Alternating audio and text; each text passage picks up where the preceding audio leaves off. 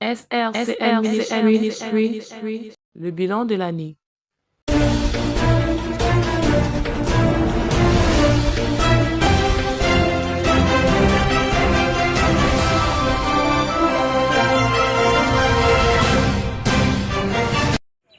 Laissez aller mon peuple pour qu'il me serve. Voilà la raison pour laquelle le Seigneur a libéré son peuple d'Israël de la main d'Égypte. C'est aussi la raison pour laquelle il nous a accordé 365 jours à la synagogue des rachetés en Christ afin que nous lui servions. 2025 s'est achevé et voilà 2026 qui approche. Qu'est-ce qu'on en retient? SRCM Ministry, ses activités, ses programmes phares et ses moments forts, nous en revenons dans le bilan de l'année. Programme spécial. 2025, année de bénédiction et de sacrifices de qualité, sont les thèmes avec lesquels nous sommes entrés dans la nouvelle année, année durant laquelle le serviteur de Dieu, le prophète Ézéchias, a pris 2 programmes décisifs, l'un en janvier et l'autre en juillet dernier. Au sortir de ces programmes, il a reçu des instructions poignantes qui ont dessiné la fin de l'année et ont scellé le sort de nombreux membres. Ces instructions avaient une incidence sur le fonctionnement du ministère, notamment par la prophétie de la synagogue, la restauration du mercredi comme jour d'enseignement de la parole révélée et le changement du nom du prophète de prophète Alain à prophète Ézéchias. Pendant son absence, les pasteurs assistants, le frère Éric et le frère Emmanuel, ont retenu le peuple de Dieu dans le moment de l'intercession avec des sujets de prière inspirés par le Saint-Esprit et le moment du message avait pour fondement la parole de Dieu. La voix divine et les témoignages. Parce que le Seigneur siège au milieu de la louange et de l'adoration, l'équipe de louange de la synagogue des rachetés en Christ pour toutes les nations, nommée la voix divine, nous a conduits chaque dimanche dans de moments exceptionnels de célébration et de magnificence de notre Dieu. C'est pas des ligues différents et des rythmes diversifiés que la voix divine nous a connectés au Saint-Père et a rempli nos cœurs de joie immense.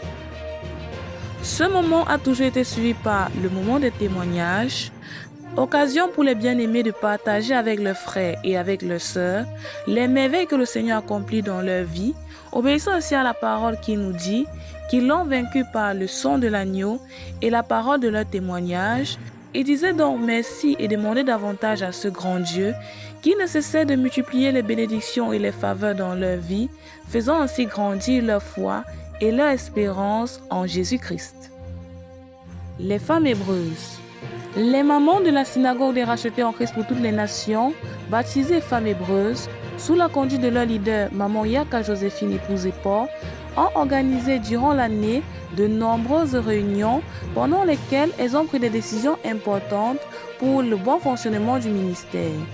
Parmi les innovations de l'année, elles ont instauré chaque premier dimanche du mois le panier du pasteur, moment exceptionnel durant lequel elles faisaient des dons au serviteur de Dieu, le prophète Ézéchias. Également, elles ont œuvré ensemble comme un seul homme pour soutenir le peuple de Dieu et le serviteur de Dieu et organiser la nuit de la traversée, particulièrement la Sainte Seine. Thème abordé.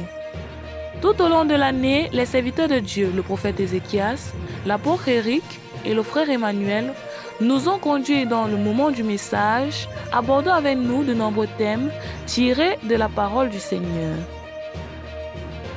Il s'agit notamment de la pensée de Dieu sur le chemin de notre destinée, les 3 grandes manifestations du Saint-Esprit, la foi, la peur, le zèle, le joug, la restauration, la vie des rois et leurs exploits, et bien d'autres encore, permettant aussi au peuple de Dieu de s'attacher davantage au Seigneur, de développer la crainte de Dieu, également de marcher avec fermeté sur la voie que le Seigneur a tracée pour eux, afin de manifester sa grâce et d'accomplir leur destinée. Bilan et projection. L'année 2025 a été pour nous à la synagogue des rachetés une année chargée, riche en couleurs, en émotions, en témoignages, mais aussi en défis. Elle a été marquée par de moments intenses de prière, de moments de larmes et de joie, de sacrifices personnels et collectifs. L'année 2025 s'en va Et la nouvelle année approche avec un nouveau thème, de nouveaux défis, de nouvelles couleurs et très certainement de beaux témoignages qui nous attendent. Vivement qu'arrive l'année de la restauration totale où nous manifesterons la bénédiction de Dieu dans tout son éclat.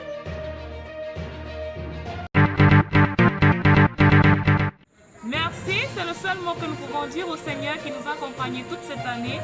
Merci, c'est également le mot que nous lui disons parce que nous savons que sa fidélité et ses bontés se renouvelleront en 2026. Peuple formidable du Seigneur, voici en quelques mots sur à quoi a ressemblé notre année 2025. Nous bénissons le Seigneur qui était avec nous et nous sommes heureux parce que nous savons que nous manifesterons en plein